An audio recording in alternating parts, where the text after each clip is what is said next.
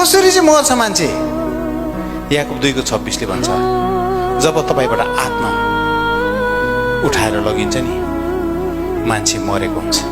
त्यसले गर्दा आत्मा भन्ने कुरा कति शक्तिशाली रहेछ हेर्नुहोस् त। तपाईँको आत्मा चाहिँ उठाएर लग्ने बित्तिकै तपाईँको शरीर केही पनि काम लाग्दैन। त्यसले गर्दा त संसारको कुनै पनि शक्तिले मुटुलाई फेरि चल्ने बनाउनै सक्दैन। ती मुटु छ, अरबौं खरबौं millions and millions of dollars खर्च गर्ने मान्छेहरू छ संसारमा, तर तिनीहरू मरेपछि किन चाहिँ फेरि उनीहरूलाई जीवित पार्न सकिँदैन? What happens? किनभने नि जीवन दिने चाहिँ आत्मा हो। त्यसले गर्दा आत्मा चाहिँ एकदमै शक्तिशाली हो। शरीर चाहिँ केही दिनको डेरा मात्रै हो, केही दिनको घर मात्रै हो। शरीर चाहिँ अस्थायी हो, तर आत्मा चाहिँ अनन्तको हो।